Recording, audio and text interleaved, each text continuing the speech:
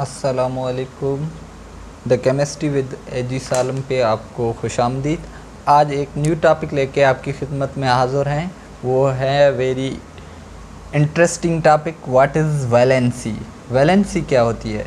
तो बच्चों, वैलेंसी की डेफिनेशन ये है कि the combining power of an elements with other element is called valency. किसी एलिमेंट की कंबाइनिंग कैपेसिटी के वो कितने एलिमेंट्स से मिल सकता है या किस तरीके से मिल सकता है, तो उस कंबाइनिंग कैपेसिटी को हम वैलेंसी कहते हैं।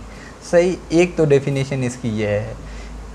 इसे मैं और अच्छे अल्फाज में डिफ़ाइन करना चाहूँ तो मैं ऐसे करूँगा कि valency is the number of electrons of an atom of an elements can gain, lose और शेयर।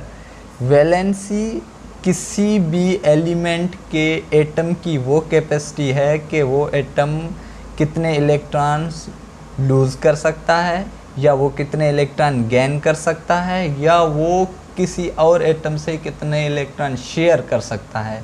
तो उस कैपेसिटी को हम क्या कहेंगे? वैलेंसी कहेंगे।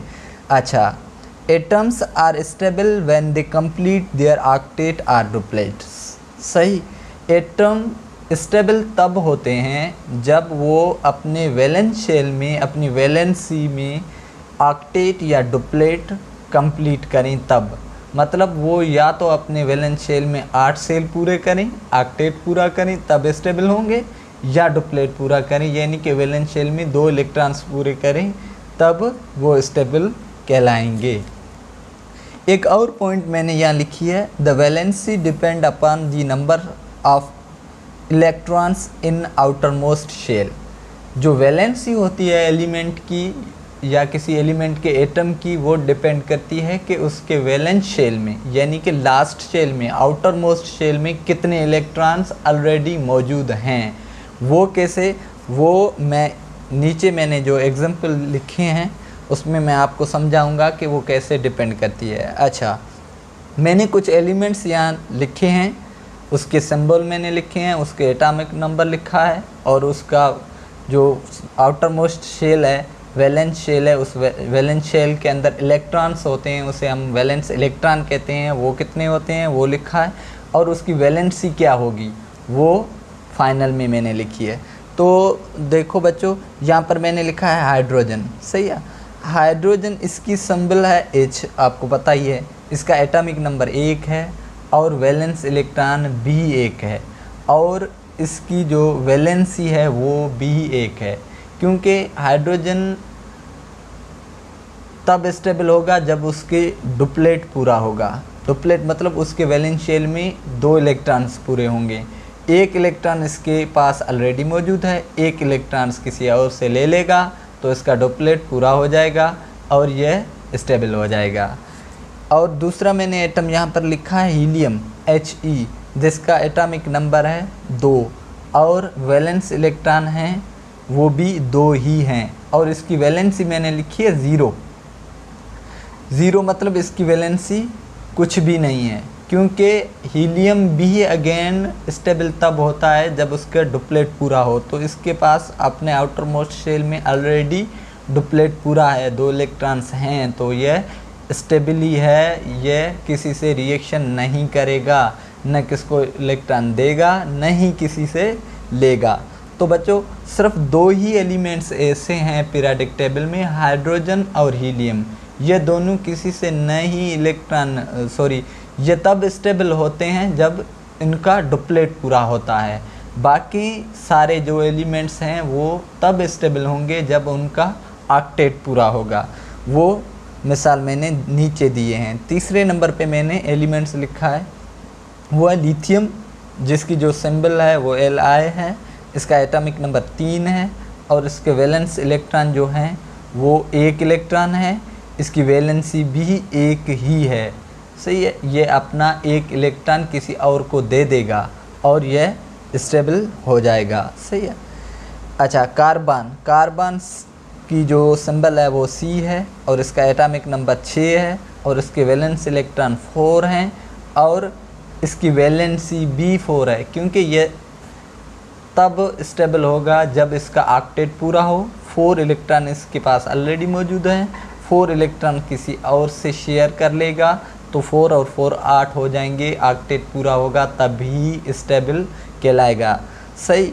अच्छा, नाइट्रोजन इसकी सिंबल है N, इसका एटॉमिक नंबर है 7 और इसका वैलेंस इलेक्ट्रॉन है 5 और इसकी वैलेंसी होगी 3। अब 5 और 3 जब आपस में मिलेंगे तब ऑक्टेट इसका पूरा होगा, तब ही नाइट्रोजन स्टेबल होगा। तो देखो बच्चों, कैसे वैलेंसी आउटर मोस्ट इलेक्ट्रॉन पर डिपेंड करती है।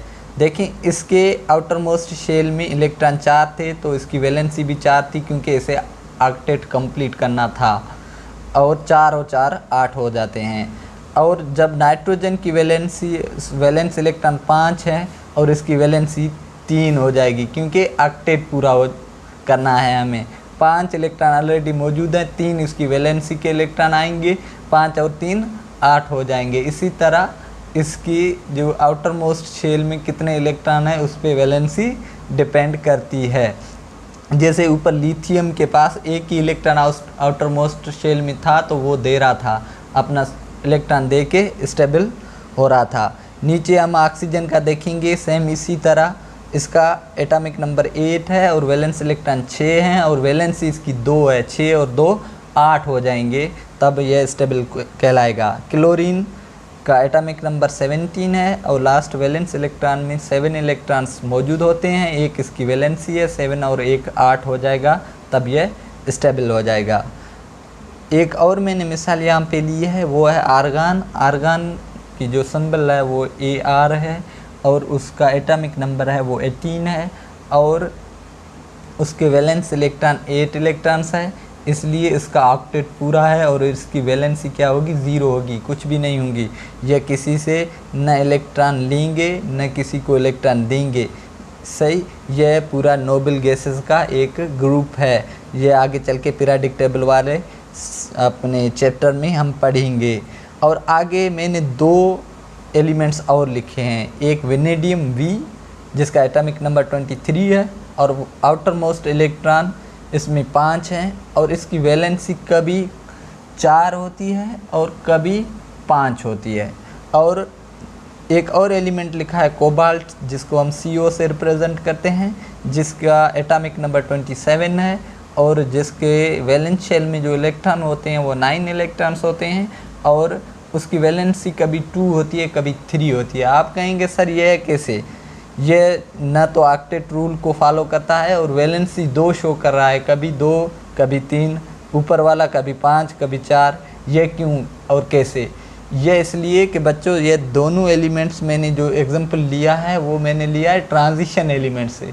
ट्रांजिशन एलिमेंट अपनी प्रॉपर्टीज़ चेंज करते रहते हैं, तो वो कैसे करते हैं, क्यों करते हैं, ये हम आगे चल के पीरियोडिक टेबल वाला चैप्टर पढ़ेंगे, तब वहाँ पे मैं आपको बताऊंगा कि ये ऐसे क्यों करते हैं।